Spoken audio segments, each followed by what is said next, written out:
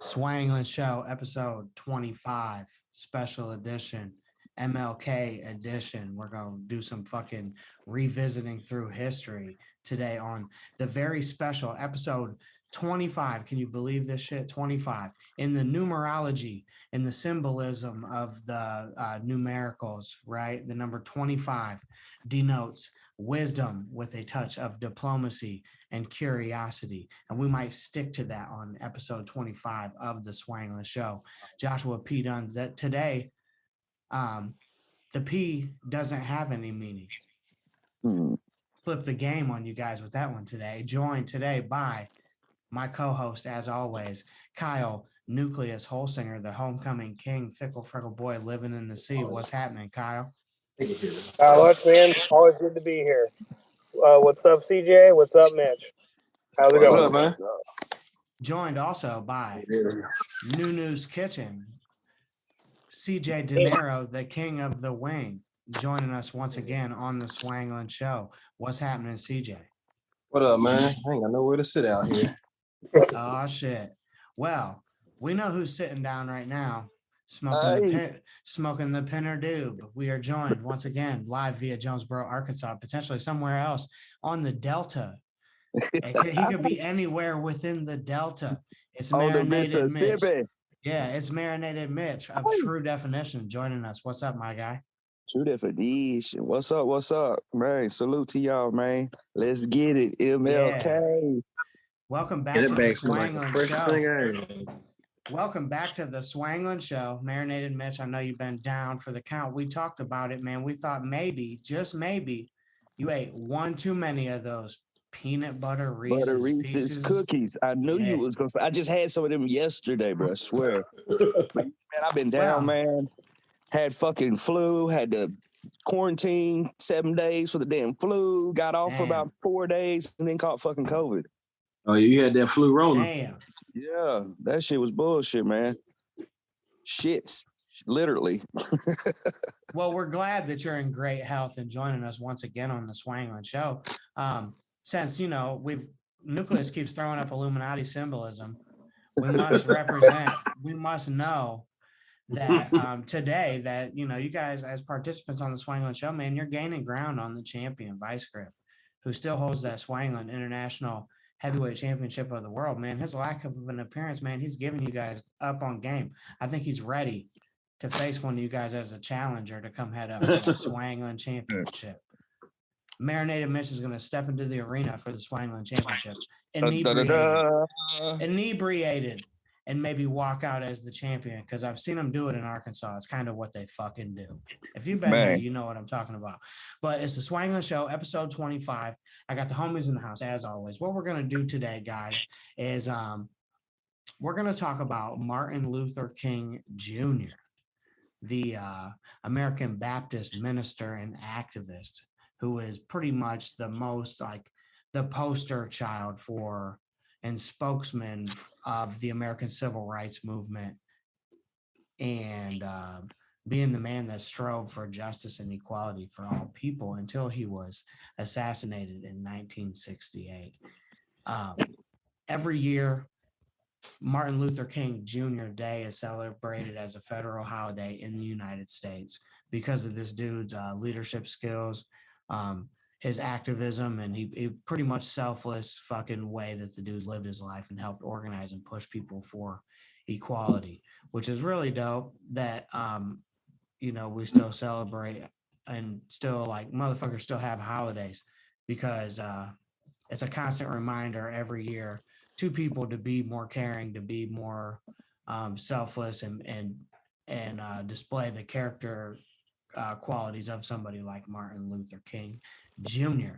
So this is what we're gonna do, man. We're gonna I'm gonna start by looking at like this dude's just life in general. Okay, this cat, Martin Luther King Jr., born in 1929 in Atlanta, Georgia. Could you imagine what it would be like to be alive in 1929 in Atlanta, Georgia? Marinated Mitch? Man, I'm gonna just say this: they don't make them like they used to, man. Them folks went through some real deal struggles and real deal pain, like just the poverty level, you know what I'm saying? And like how you just, I don't know, it's crazy, man. Just things and technology, how much more faster we're able to achieve goals and to do things in life, you know what I'm saying? Back then they had to be hard workers. They worked every damn day for hardly nothing, you know. Oh And yeah. today we're bitching and complaining about our work that we're doing, you know what I'm saying? And we're getting paid actual real money, you know, good money, most of us, you know.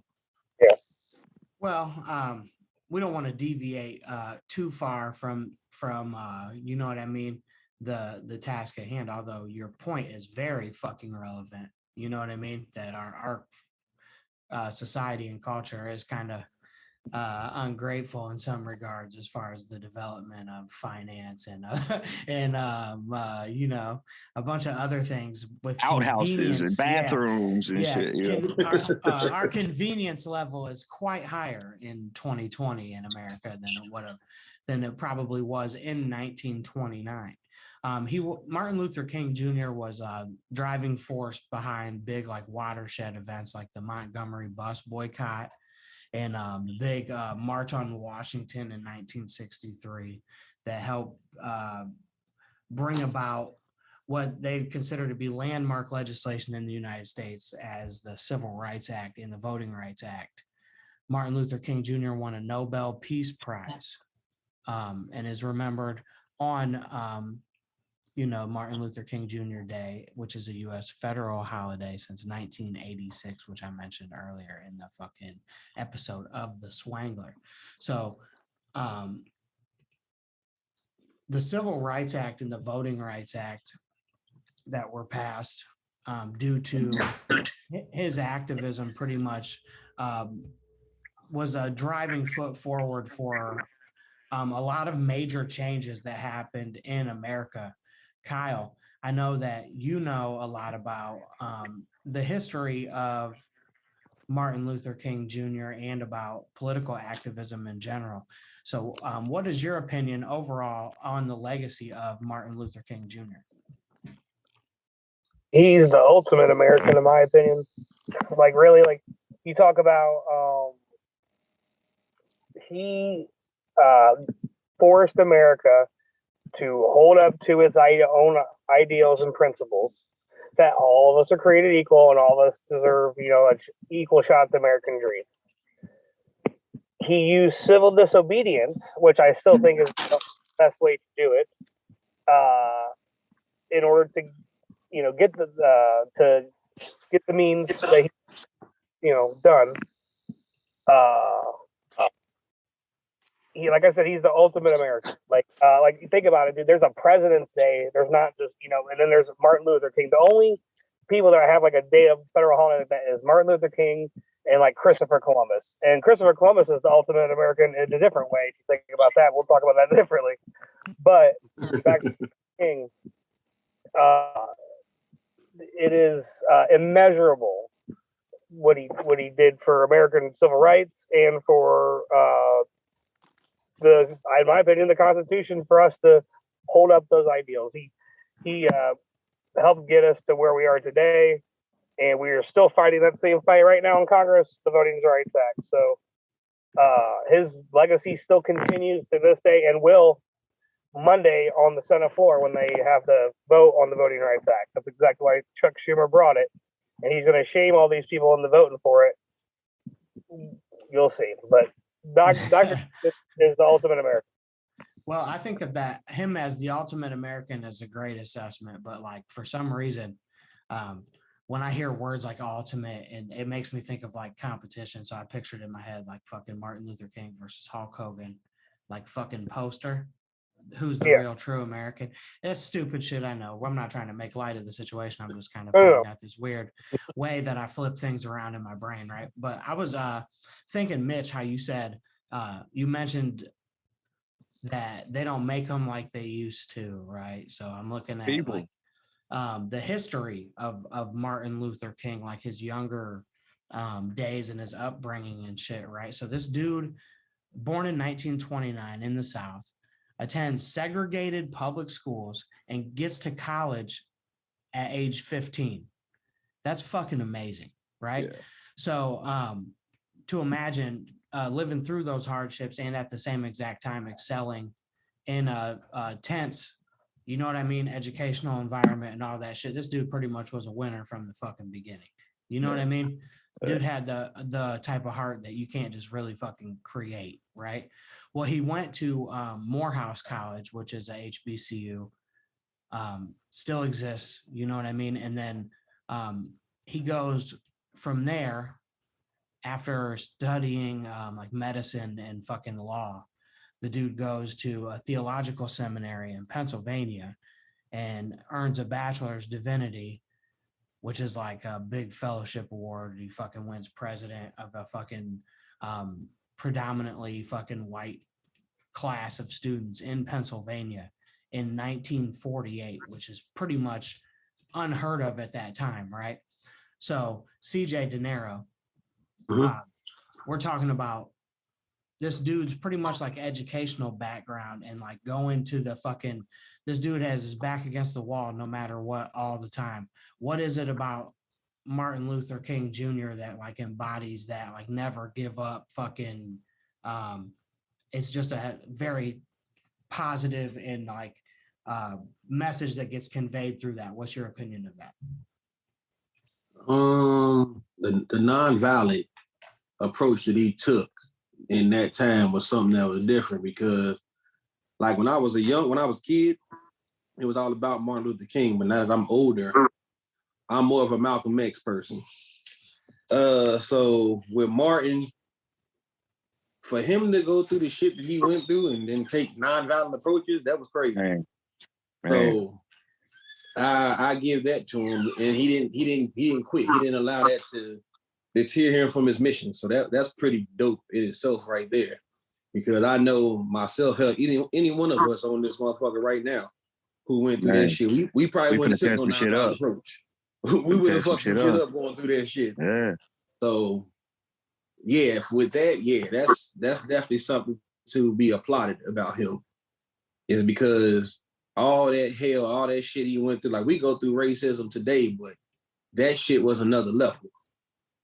Because at any given moment, he could have been strung up on the tree and nobody would have gave a shit. Yeah. Like there wouldn't have been nothing done for it. They would have applauded that shit. So I think definitely right there, that's something that needs to be admired, because man, I seen the shit. I watched the movie Selma, and shit, for them to go through that shit and still take a nonviolent approach, that shit is crazy. Yeah, it's crazy too, because you go back and like watch the way that it gets depicted, especially via motion picture. And they say that like, you know, when they make movies about shit that they ultra sensitize everything to try and make it like hyper version of that. But I think in some instances in these movies, they're even downplaying the type of shit that's actually fucking going on. Yeah. And that's something to be said about, you know, a lot of people that lived in areas of the South, specifically Alabama, Mississippi, places like that, Georgia, Arkansas, Tennessee, all these different places in the South probably dealt with some. And down there, they still going through that shit. Yeah. It's crazy, they man. Still got here. Like I just found out what sundown towns were last year. Oh, dude. And that shit still exists down south. What is that? Tell me, what is that? What is a sundown town? That's when if you a black person, don't be caught out there when the sun down. Your ass need to be gone. So you're trying to tell me that right now, motherfuckers actually organize this and that exists, where people say, oh yeah, this town's a sundown town. Yeah, that shit still exists. Yeah, all right. So after the Civil War, during the Reconstruction period, the Ku Klux Klan was created as a political terror group to instill and force to keep the whites in political power and to prevent blacks from voting, and murdered, lynched, and did all the stuff they did, which then led into Jim Crow, which is what the era that Doc King was born into. Like it was so systematic, then there was so less rights for African Americans, even though they were supposed to have rights, that the civil disobedience approach, it was the clear example of, we are just walking across the bridge. We're just existing, or we're sitting at this dining table. Like at that time, that was the only way, because it was so apparent that they were corrupt. The systems, the governments of those states, localities, and all that. I mean, it's a different time and place. We can't even fathom that type of non-equality, like compared to today. Yeah. I think it's awesome. Like CJ mentioned, the non-violent approach is a testament to that person's discipline, definitely, in a major way. Because in today's world, the fucking society we live in is fucking Wild West. You know what I mean? People just will shoot you. So it's pretty wild out. But during my research, I did a bunch of research for the show. Of course, growing up through a public school system and seeing movies and stuff like that, and my own general interest, I've had a pretty good knowledge of the existence of Martin Luther King Jr. and his legacy throughout my life. I, as a kid, pretty much, heard about it nonstop in school. But you mentioned the nonviolent approach. During a month-long trip to India in 1959, Martin Luther King Jr. links with family members and followers of Gandhi, right? And Martin Luther King, in his autobiography, described Gandhi as the guiding light of our technique of nonviolent social change, right? And Martin Luther King Jr. also wrote several books and articles during that time period as well. But it's pretty cool to know that you can take and look of where he adapted that approach from Gandhi. And that's like publicized, to know that even during this time of like crazy fucking legitimate violent systemic racism and all this crazy shit, there's people like Martin Luther King Jr. who's willing to buck over to India as a African American and try and click up with people of a totally different faith, different culture, to learn a different approach and grow and do all this stuff.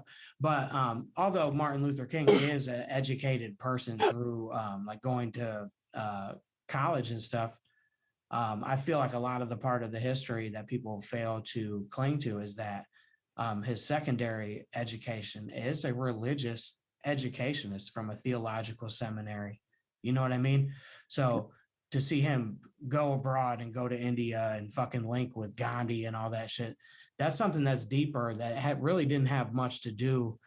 I don't necessarily believe his intents to go over there had anything to do with fucking nonviolent social change or anything like that at all. I think it's something about being connected and grounded as a person and being open to explore and challenge yourself by viewing and seeing new outlooks and people and different parts of the world and doing some wild shit like that, which is the type of shit on the Swanglin Show that we definitely are co-signing.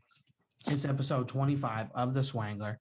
As always, I'm joined by members of the illustrious conspiracy family. Marinated Mitch is back in the house, fresh off that COVID victory. Man, and I'm saying if Marinated Mitch can beat COVID, then he can definitely be the Swanglin heavyweight champion. And we're going to practice at some point.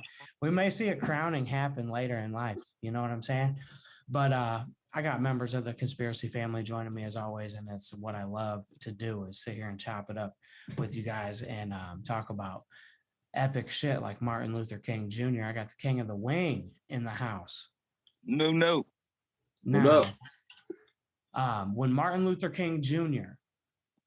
Worked with a bunch of civil rights and religious groups to organize a march on Washington, right, for jobs and freedom, and it's like a peaceful political rally that was designed to draw attention and awareness to the injustices that African Americans continued to face during that time across the country, right? They had 200 to 300,000 people deep storm the Capitol. Could you imagine what it would be like, CJ Dinero, to be, we know you got the food truck coming in the future. Imagine, even in like a crazy riot type scenario, would News pull up and sell them chicken wings even if it's a political protest, would you pull up and sell them the food? Yeah, motherfuckers gonna always be hungry. Motherfuckers gonna always be hungry. So shit, I'm pulling up with the food. Right. So if you're listening to the Swanglin Show episode 25 and you're feeling inspired about hearing some really cool stuff about a great American and a great person in general and Martin Luther King Jr. and you decide that you're hungry, you should probably look up Nunu's Kitchen, get you some nice get you a nice little meal. Some King of the Wing will serve you up and get you definitely righteous. We're working on something to have we got to have that what is it, like a brand specific meal. We got to have the Swanglin Show meal live. They got to be able to hit up Nunu's and be like, man, I want the Swanglin Ashy Lariat. Yeah, slide that over to me today. It's the Ashy Larry on a fried pork chop or some shit. Oh yeah. Well, okay, so Martin Luther King Jr. is known most for the I Have a Dream speech, right? During that March on Washington is when Martin Luther King gave his most famous speech, known as the I Have a Dream speech, which is like a very fucking deep spirited call for equality and peace. And some people consider it from like a speech standpoint as a complete masterpiece of a speech. And I agree. I was wondering on the Swanglin Show, if since we're all here, you know what I mean, if you guys would be interested in me playing that speech and us listening to it. You guys want to hear that Martin Luther King I Have a Dream speech? We can do that. You're out. Yep. This is what we're gonna do on the Swanglin Show. We're gonna bring it back, and we're gonna drop it right now on the Swanglin Show. I'm getting it around. I'm learning how to use this software, man, as we go forward on the Swanglin Show, and we're gonna be able to do all types of fucking cool shit, where we share some dope ass shit on the Swanglin Show and react to it in live square time. So you guys ready for this? Mm-hmm. I have the pleasure to present to you Dr. Martin Luther King, Jr.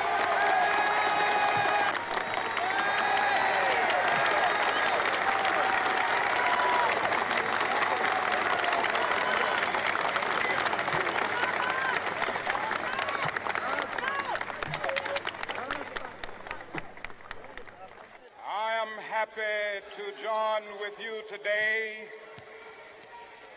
in what will go down in history as the greatest demonstration for freedom in the history of our nation.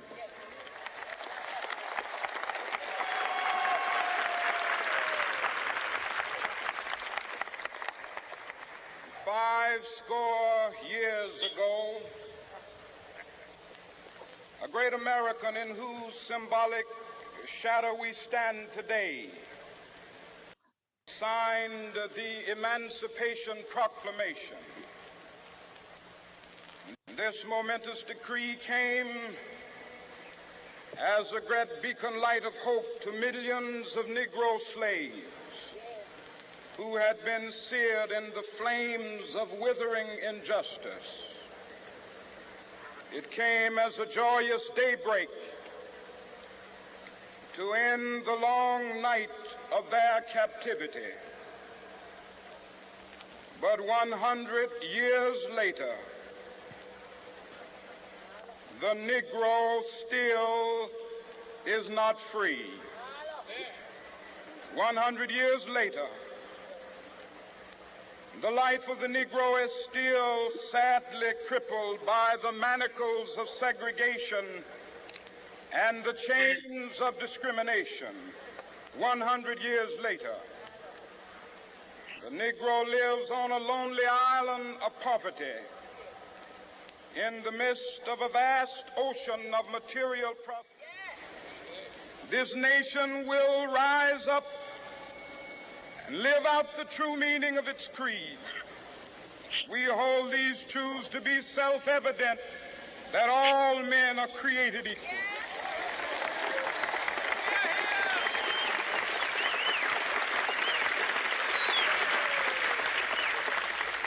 I have a dream that one day on the red hills of Georgia, the sons of former slaves and the sons of former slave owners will be able to sit down together at the table of brotherhood. I have a dream that one day, even the state of Mississippi, a state sweltering with the heat of injustice, sweltering with the heat of oppression, will be transformed into an oasis of freedom and justice. I have a dream that my 4 little children will one day live in a nation where they will not be judged by the color of their skin, but by the content of their character. I have a dream today.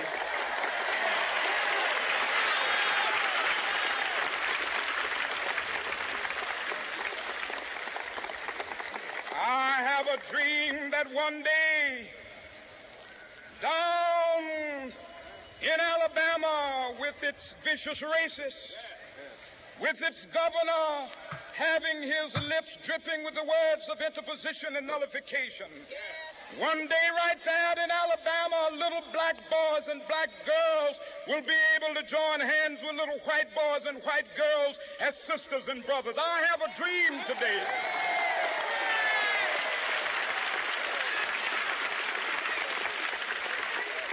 I have a dream that one day every valley shall be exalted, and every hill and mountain shall be made low. The rough places will be made plain, and the crooked places will be made straight. And the glory of the Lord shall be revealed, and all flesh shall see it together. This is our hope. This is a faith that I go back to the South with. With this faith, we will be able to hew out of the mountain of despair a stone of hope. With this faith, we will be able to transform the jangling discords of our nation into a beautiful symphony of brotherhood. With this faith, we will be able to work together, to pray together, to struggle together, to go to jail together, to stand up for freedom together, knowing that we will be free one day. This will be the day. This will be the day when all of God's children will be able to sing with new meaning, "My country, tears of thee. Sweet land of liberty, of thee I sing. Land where my fathers died, land of the pilgrim's pride. From every mountainside, let freedom ring. And if America is to be a great nation, this must become true. So let freedom ring from the prodigious hilltops of New Hampshire. Let freedom ring from the mighty mountains of New York. Let freedom ring from the heightening Alleghenies of Pennsylvania. Let freedom ring from the snow-capped Rockies of Colorado. Let freedom ring from the curvaceous slopes of California. Not only that, let freedom ring from Stone Mountain of Georgia. Let freedom ring from Lookout Mountain of Tennessee. Let freedom ring from every hill and molehill of Mississippi, from every mountainside. Let freedom ring, and when this happens, when we allow freedom ring, when we let it ring from every village and every hamlet, from every state and every city, we will be able to speed up that day when all of God's children, black men and white men, Jews and Gentiles, Protestants and Catholics, will be able to join hands and sing in the words of the old Negro spiritual. Free at last, free at last. Thank God Almighty, we are free at last.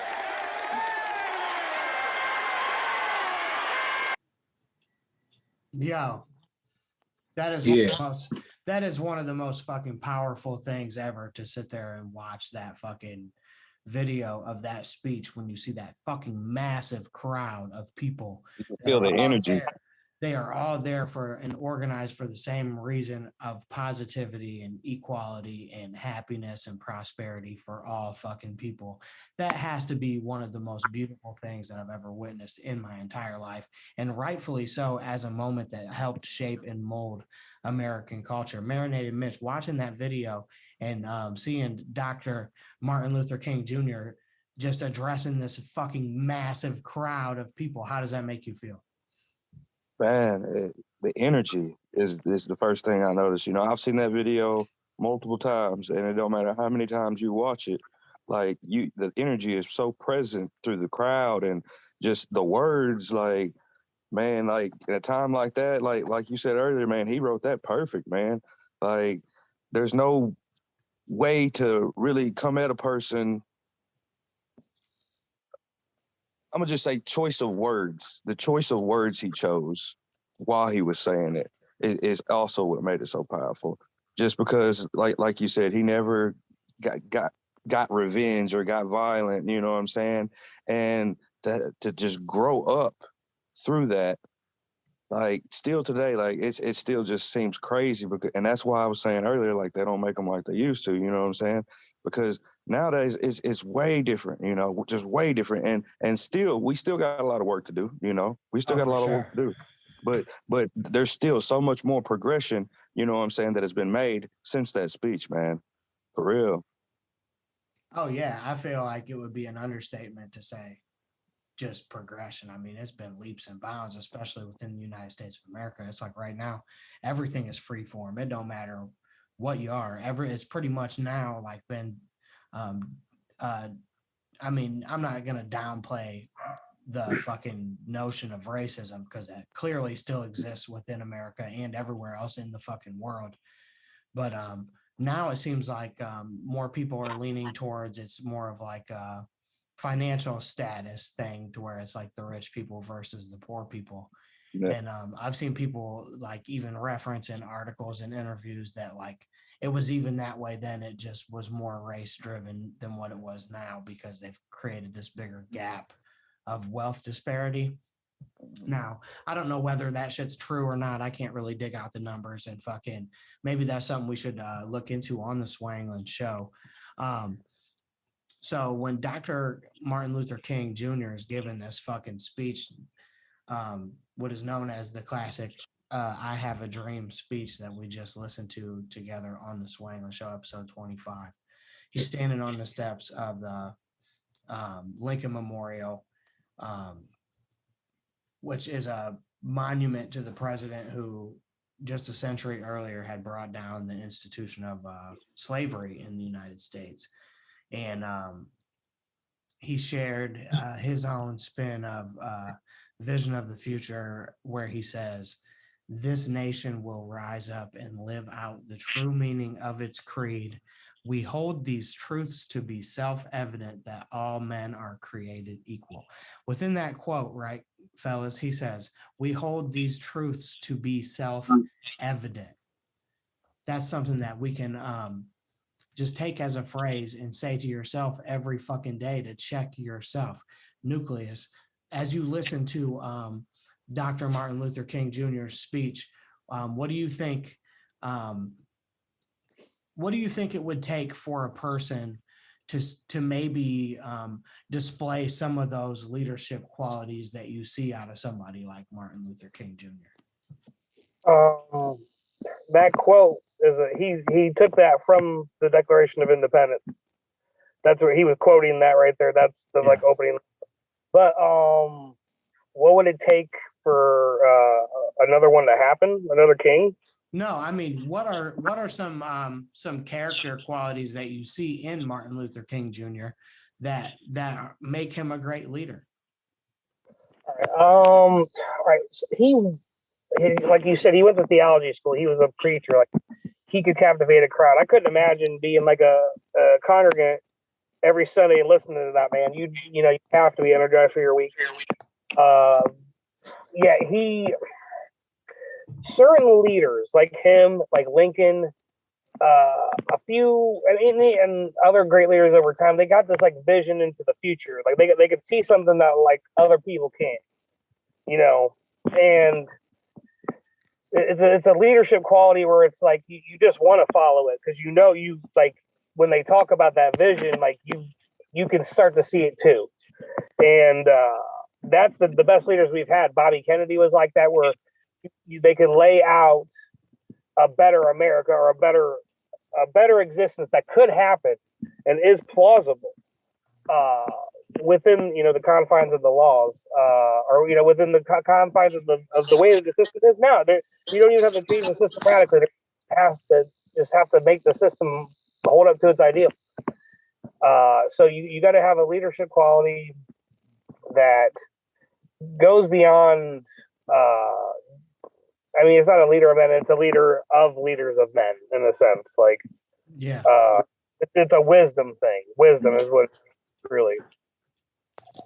Well, CJ Dinero, the King of the Wing, joining us as always on the Swanglin Show, episode 25, MLK edition.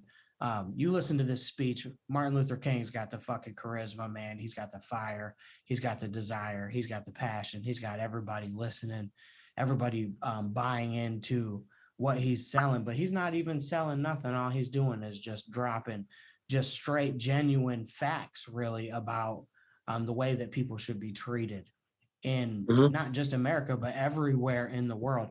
You had mentioned earlier that you had watched the movie Selma, and I think it's a great movie for people that really just need to watch, because it's a very, very good, eye-opening movie. So in Selma, Alabama, what this movie about is there was a violence outbreak between white segregationists and peaceful demonstrators in Selma, Alabama, where the Student Nonviolent Coordinating Committee organized a voter registration campaign. There was a bunch of TV cameras and shit out there. Shit is wild out, and is some savagery going on, taking place, and it's getting captured on camera for Americans to see across the news. A bunch of people rally up with Martin Luther King Jr. and take part in this big march that they call from Selma to Montgomery, where Martin Luther King Jr. and he was supported by the President Lyndon B. Johnson at the time, who sent in federal troops to help guide Martin Luther King Jr. and his followers on this walk that they did, which was a march from Selma, Alabama to Montgomery, Alabama. So that sparked the Congress to pass what is known as the Voting Rights Act, which guaranteed the right to vote, first awarded by the 15th Amendment to all African Americans, right? So now with the way that today's voting is and shit, and the way that the political system is right now, the Voting Rights Act spun it to where, made it to where African Americans could vote. Do you believe that within a day where now we're talking about like voter suppression and all this crazy shit, do you believe this type of legislation actually fucking works, or do you think it's all a sham completely, CJ? It works in the sense of it makes us feel as if we matter, our vote matters. It gave us, what they did with that shit was they gave us just enough to quiet us down, to not get us to go overboard with it, to go the Malcolm X route. They didn't want us to go that far, so they gave us just enough to the point where we were satisfied a little bit. But now the reality is that was just basically just to shut us up. Just basically, that's what they do. That's what the government does. The people in power, they do just enough to give us a few small victories, but they're not gonna give us the victory that we want, which is true equality, true peace, true better treatment of us, and everything. They're not gonna give us that. They're just gonna give us these few little small token victories, and that's just one of them. But there's gonna always be something. That's why it's like you gotta read the fine print. Because it says one thing, but when you start reading that shit a little more, you understand, oh shit. Why the hell are they really doing this? Yeah, exactly. Exactly. And that's just how the government is, period, with any damn thing. But even more so with the treatment of Black people. I think it's crazy. Some of the things that have happened, like over the course of the history of the United States in general, just the things that have been publicized and captured. And think about it this way: there's been some barbaric straight fucking unhumanable things that have happened to people of color just within the United States that have made news stories. Now imagine what even fucking happened that they didn't tell you happened. Exactly. That's the fucking scary part, knowing the way that the media engine is in this country in today's world, and the way that they would suppress information about everything back during the 20s, 30s. You know, they didn't have the infrastructure of this huge media outlets that we have in today's world, to where, you know, today, if anything fucked up happens, 1,000 people got it. It's on a cell phone camera. You know what I'm saying? You're getting put on Front Street today. Now there's like in today's world, there's an instant accountability, especially as far as people being assholes and being racist and doing fuck shit. You're gonna get called the fuck out in public. Someone's gonna pull that cell phone out. World star, bitch. You're gonna get stolen and all this crazy shit. So I feel like technology has kind of advanced us in the world as far as about having that immediate self accountability for who the fuck you are and what you stand for, which is kind of cool. It's exposed a lot of shit. A lot of shit has been exposed. To see that kind of as the main draw of advancement from our world during that time period, from the death of Martin Luther King Jr. to now, people would say this is like the information age, the technology age, where now everything is being able to be captured. And you know, losing a picture per se is not as important as it was to somebody in 1935, because we just print another one. You know, we got all these different ways of capturing and reliving memories. We just watched a version of Martin Luther King I Have a Dream speech remastered digitally. Did you guys notice how crispy that video was? Even coming back from in the day, that's been retouched and hit up to where we can even experience that history in even a more advanced way, which is pretty fucking cool, right? Marinated Mitch, right?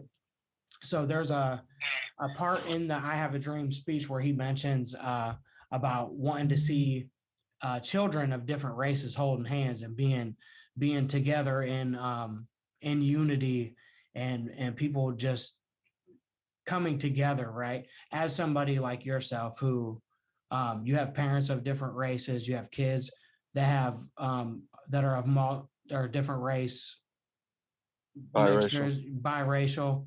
How does it make you feel to hear and see that separatism that happened during that time period, just to today, seeing the difference in how the world is? What are you talking about? The separate, like back then? How I feel from back then? Yeah. Oh, back then the separation, man. Like it's just crazy. I was born in '84, okay, and like you said, I'm biracial, and what I like to feel like I'm like a second generation mixed kid. Like it was rare still, you know what I'm saying? And so like when we'd go out, you know what I'm saying, people would always look and they'd say white woman with black kids, you know, and people would give us looks, you know what I'm saying, and like going to my black grandmother's house, like she would always say, you know, get out them white folks' yard, you know what I'm saying? Get out this white folks. And then she would always look at me and she would tell me, she was like, your mom is not like all other white people, you know what I'm saying? And she basically helped raise my mother, you know what I'm saying? Teach me how to, or teach her how to, you know, do our hair and, you know what I'm saying, getting us presentable, ironing clothes and stuff like that. And just to think of in the 80s, you know, and then you go back another 20 years, you know, to their time, 30 years, 40 years, 50, 60. And it's just, man, it to me, it gives me a strong feeling, man. Like, I'm not gonna lie, like when that racist stuff comes out, man, I still feel it. And mainly it's because my grandmother and the stories that I heard, you know what I'm saying, of how they grew up, you know, back in them times. And it's just crazy to me that it still is as big as an issue down here in the South, you know, but it's still a blessing, you know what I'm saying, to see the progression, you know what I'm saying, that we've made, and white kids and black kids coming together in schools, you know what I'm saying, playing basketball, sports, all that, you know, like it opened up a whole nother world, man, you know, like, and it's a blessing for me and my kids, man. You know, we get to see two different cultures, you know what I'm saying? and you get to understand other people's views of life and their beliefs and stuff, you know, and accept it. You know, I've heard stuff that I agree with from different people from different cultures and different religions, you know what I'm saying? And I've never heard that, or I don't know, I guess looked at it like that, if that makes sense. No, that makes perfect sense. I understand what you're saying completely. And that's awesome that you can, that we can see the progress in the world, and you can say, you know, be able to have that experience of seeing multiple cultures, and your kids being able to experience that. And that's going to make them better people. I'm sure that you'll be able to attest to the fact that that's made you a better person. So if you're listening to the Swanglin Show, man, don't be hard-headed piece of shit. Don't be a racist piece of shit. You got to be able to be accepting of other people and who they are. And as a human being, we don't choose who the fuck we are. We didn't choose to be born. We didn't choose to be created. You know what I'm saying? So I didn't, you know, when I came into this world, I didn't say, you want to know what? This is what my skin pigment's going to be. This is what my family's history is going to be. This is what God we follow. This isn't our diet practice. This isn't our financial status. This isn't any of that shit. You know what I mean? You come into the world, nobody fucking picked to be here. So make it easier and make it better for everybody, because nobody picked to be here. You know, I tell you right now, if I got to pick what I look like, you think this would have been it? You son of a bitch. You know what I mean? So we got to be more accepting of people, because we're just all fucking alive. You know, we have to experience the same world. I don't have children, but you guys have kids. I know you want your kids to see a better world. You want to be able to just like see the results of the social activity that had to happen, where people fucking had to deal with some crazy shit, man, in the United States as direct result of the slave trade and just the history of the founding of what some would say is the manufacturing history of the United States of America, which is complete fucking really fucked up shit that happened all the way, you know, from the fucking early 1900s up till, you know, almost the 1970s. That's what a lot of people in our generation don't understand, is we were born and a lot of the change had already happened. Yeah. Our mothers was alive during some of the worst parts of this shit. You know, this shit wasn't that long ago. This just happened. Yeah, that's why it's like for a lot of people our age and younger, a lot of these fights that people had to fight and things that people had to go through, I don't think that a lot of people really put that weight of importance on that, because they didn't have to physically see, like, damn, there were 300,000 people deep at the fucking, you know what I mean, in Washington, D.C. We just had that, you know, the issue with the whole insurrection deal and all this crazy shit going on in Washington. They weren't no 300,000 fucking people deep. You know what I'm saying? And they were on some wild shit. You know what I mean? And doing some totally different shit. But you just see that type of discipline out of that big of a group of people to know that this shit is the fucking truth. And then this is the way to follow. You know what I'm saying? Yeah, that's what I'm about to say. Like, you could look at it, 300,000 people there who had every reason to tear that motherfucker up, but they didn't. Oh yeah, they didn't. You know, and that was all because of one man, his influence and his power to tell them, like, no, we're not gonna do that. Because if he would have said, "Hey, we're gonna tear this motherfucker up," it would have been tore up. Oh yeah, it would have been. Yeah, it probably would have been over with for the United States government at that point. I would imagine that they probably, you know, shit, they probably would have. They probably wouldn't have been so friendly, and it probably would have been a big major fucked up scenario. Is the fact that he had that influence. That even though he wasn't violent, at any given moment, if he wanted to, he could flip that switch. And that's scary. Shit was. They say that around that time period, like shortly after that speech, there's more militant style African-American leaders, people like Malcolm X, people like Stokely Carmichael, and people like that. So that kind of, they say that their influence and their, the way that they were pushing kind of broadened Martin Luther King Jr. Yeah, started to see shit different. Yeah, he started to address some issues outside of race relations, such as like the Vietnam War. And then shortly before the time of his untimely murder, he started pushing his influence on the case of poverty among all races, just straight poverty in America. And then in 1967, they went on this program that he called the Poor People's Campaign, which was about labor law and paying people fairly, job opportunity creation. And right around that time is when Martin Luther King Jr. was fatally shot, standing on a balcony of a motel in wild ass Memphis, Tennessee, where today the same shit's happening to famous fucking people. Still get fucking shot up in Memphis, Tennessee. There ain't been much, you know, I love the city of Memphis, Tennessee, visited there multiple times, you know, but it's crazy to know that in the late 60s, somebody that's super prominent like this could be murdered in that city. And then today, you know, you've been there, Marinated Mitch, you go there regularly, you know that it could go down right now. My kids was born in Memphis. My kids was born in Memphis. Baby mama from Memphis, man. Memphis is a whole nother world, man. I'm telling you right now, it could happen again. Afghanistan for real. Like, it's Afghanistan for real up there in Memphis, man. Just the level of poverty and like, it's people that pay for lights and they still don't got lights, you know? Like, I watched the thing one time it was a cemetery, man, and they had overloaded the cemetery, you know what I'm saying? And the people running the cemetery were getting fined because they was just putting coffins on top of coffins on top of coffins, and then coffins were coming out the ground. Like, Memphis is, I'm talking, man, it's parts of Memphis, man, you don't walk at night, man, for real. I'm being real. Like, Memphis is still bad.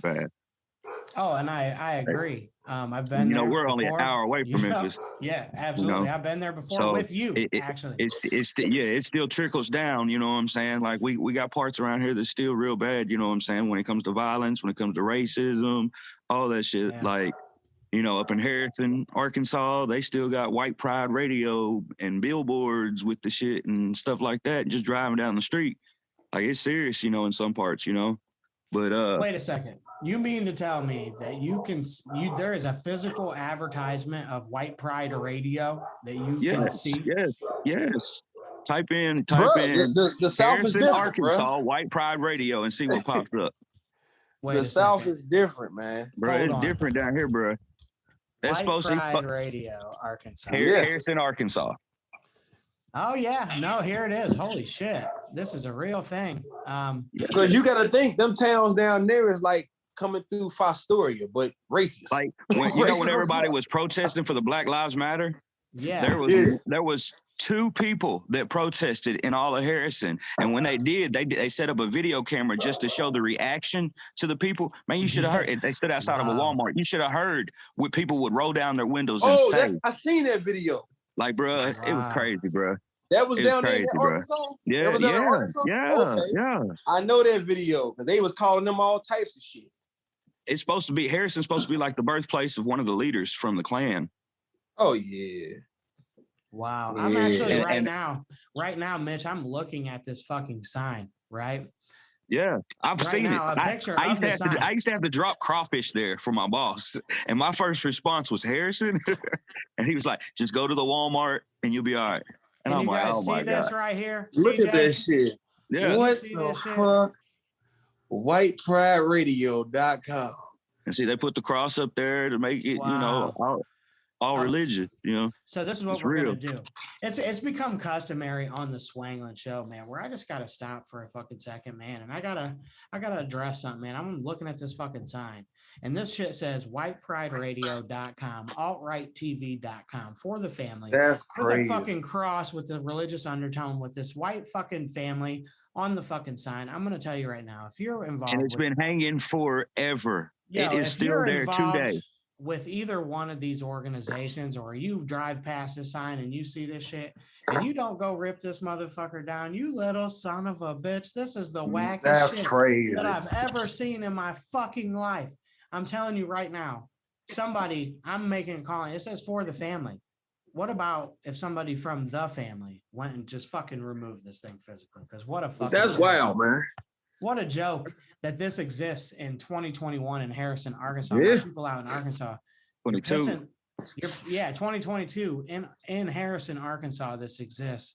Marinated Mitch is in Arkansas. I feel like you should go piss on that fucking sign because that's It's high. Man, I don't know if I can aim that high. I might piss on myself. But when I say it's real, like, man, Yeah. you can tell too. Like I stopped in and I would stop at restaurants and shit like that. I wasn't really scared. But I am in my mind, I was still prepared for it, if that makes sense. You know? Yeah. And so like it's different, man. When you walk into a whole town and you know that, hey, I might not even be able to call the police in this town, you know, like, and then it starts making you think about what it was like in the 60s, you know, and you're like, man, like I couldn't have made it, man. I couldn't have made it. Like I get so much anxiety and just adrenaline just talking about it, like so fast, man. I'm talking, man, I'm all for peace, brother. I'm all for peace. But whenever somebody just picks out something just because you're color, man, and you ain't did nothing, you just walk in and they give you that, or they get the beep beep on their car as soon as they see you, or clutch their purse. Like, Yeah, that's weak ass shit. That's it's weak crazy, ass man. shit. And my biggest fear is just for like my kids, man. You know, I hate to see my kids see it, you know? Yeah, for sure. So like I won't take my kids to Harrison. I'm just being real with you. I don't want to take my kids to Harrison. We went through there when we were traveling once, and we didn't stop there just because of that. Just because I didn't want to have to go through that, you know. Well, shit, I don't fucking blame you. I feel like if you live in Harrison, Arkansas, you're a little fucking son of a bitch. Just period. Fuck Harrison, Arkansas. You know what I'm saying? We love it. And this is coming from me, man. I live in Ohio, but I love Arkansas, man. I fucking come to Arkansas. Man, I love Arkansas. I swear. Mitch can say it, and Mitch can attest for this. I've been to Arkansas. Man, a bunch of times. multiple times. And I love Arkansas, but I've never been to Harrison, Arkansas. But guess what? Fuck Harrison, Arkansas. That's coming live from the Swanglin Show. We don't rock with Harrison, Arkansas. We go to Jonesboro, Arkansas. Shout out Little Rock, Arkansas. Man. Shout out West Memphis, Arkansas. Shout out Paragold. Shout out to Hot Springs. Shout out to the Hell Town. Yeah, throw out to the shout out to the Hell Town. Man. Shout out to everywhere down there in Arkansas, because Arkansas is the shit, except for everybody in Arkansas is cool, except for if you live in Harrison, Arkansas, you little son of a bitch. Fuck you if you live in Harrison. That's wild, man. That's some wild shit. Now, Martin Luther King Jr., you know, not to get too far off the subject, you know, he was assassinated and murdered, like we said, in Memphis, Tennessee.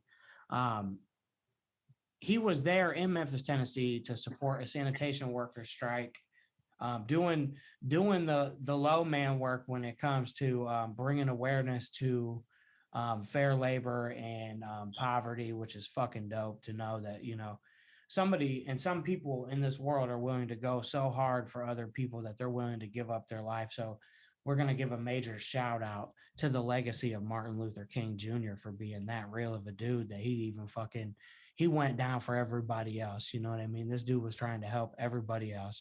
Murdered by a complete fucking loser, racist dude that confessed to the murder, but then he later recanted his confession and was even advocated by members of the King family before his own death, because that's how good of fucking people these people are. So if we can learn anything from the legacy of Dr. Martin Luther King Jr. is to be forgiving, to be accepting, to always be willing to come together and do the right thing for everybody, man. So on the Swanglin Show, episode 25, I got to know, Marinated Mitch, how can we, as people, in your opinion, how can we come together more? How can we, what can we do going forward to improve on the same things that Dr. Martin Luther King Jr. was fighting for in the 50s and 60s and 40s? Even? To me, it's just respect, man.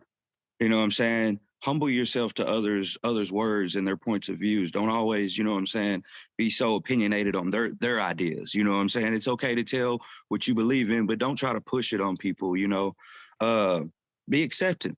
You know, accept people for who they are. You know, it's not you. So as long as they're not harming you physically, you know, and then, I don't know, just like, don't let the TV get you too involved. I don't know. I feel like people get to watching, you know, all the political stuff on TV, and then they go to their neighbor who's in the same situation, same boat as them, and they fight them when those are the people they need to be allied with, you know. there was also one other thing I also wanted to say. You remember Big E from Thug Therapy in Memphis, shout out Tennessee. Big E. Shout out Big E. You know. Yeah, shout out Thug Therapy, Memphis, Tennessee. His grandfather ran the sanitation department in Memphis during this time, and led to a strike. He was the leader of it. I'm pretty sure his name was Joe Warren, but I just wanted to throw that out there because I knew you knew Big E. But so he always posts on his social media, you know, little clips from newspapers and stuff about the strike or whatever. Yeah, but I just thought that was cool as hell. Now that you say that, I think I remember, but I wasn't able to correlate the two of them together. That's a crazy fucking that was his connection to history that we have here on the Swanglin Show. Shout out to Big E and shout out to Ace Thug Therapy representing all the Memphis folks, man. Memphis, Tennessee. Now, CJ, I just asked Mitch this question about what is it that you think that we can do going forward to continue to strive and work towards the goals that people like Martin Luther King Jr. had fought so hard for and lost his life for. As all people, what are some tips and some advice that you can give to the listeners of the Swanglin Show on how we can coexist better and how can we all just get along in this world, man? I mean, pretty much everything that he said was what I would say. You know, just get that sucker shit out your system, man. Like it ain't no reason, man, why people are still getting judged by the color of their skin. Like Martin Luther King said, judge a man by the content of his character. Like if I'm a piece of shit, then treat me as if I'm a piece of shit. Yeah. But if you don't know me and you treat me like a piece of shit because of my skin color, that's some lame shit. Yeah. That's some stupid shit because my thing is a lot of us, Black, white, Asian, Latino, we all have a lot of shit in common if we just sit down and talk to each other. That's a fact. And I think that's a great point that you say that, you know, treat people of the content of their character. And like you said, if you're a piece of shit, treat you like a piece of shit. So I'm going to, you know, I remember there was a night, I think it was like 2018 where, you know, we were fucking, no, it was earlier than 2018. It was like 2015. I was living in Columbus and I had passed out in the car. CJ was driving, coming home from the Jiggly, driving me from Sandusky to Columbus on one of our mega triangle weekend of shows. We used to fucking bounce from city to city and do multiple shows in one night and then go somewhere else. CJ almost killed me, so I'm gonna treat you like a piece of shit for that, you motherfucker. When I was going off 1 hour of sleep, I was fucked up. Fortunately, you know, I lived to tell that story. You know, 1 hour of sleep. I remember waking up and there just being police, and I'm like, "What the fuck?" And CJ's like, "Yo, welcome back. You know, welcome back." Nah, no, I was tired as fuck. So, you know, I guess that's just the content of your character. You little son of a bitch. On the Swanglin Show, you tried to kill me, but I'm still alive, kicking it. It's Joshua P. Dunn, episode 25 of the Swanglin Show. We've been showing some game and some interviews of Martin Luther King Jr. We've been talking about the history and legacy of Martin Luther King Jr. I'm blessed, as always, to be joined on the Swanglin Show by my co-host, who's no longer here, Kyle Newkleus Holsinger. May have been abducted for his little tirade he went on there about the fucking politics and shit. Maybe someone snatched him up. You never know. We're gonna have to find out next week on the Swanglin Show if Kyle still exists. You know, joined by my brother, as always, and representing the Arkansas Marinated Mitch of True Definition. It's been a pleasure having you, as always, as both of you gentlemen inch closer to Vice Grips Swanglin Heavyweight Championship, man. It's creeping up on you, Vice. The plot thickens on the Swanglin Show, as always. So my name is Joshua P. Dunn, as always. It's episode 25, man. The Swanglin Show is a middle-aged adult now. We got 25 of these. We're going forward. The Swanglin Show needs to fix its credit and all this extra shit, and you know, like just like real life at 25.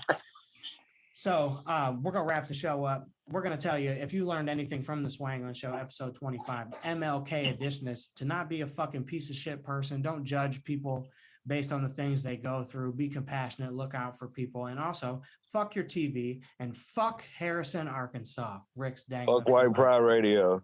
Yeah. Fuck yeah.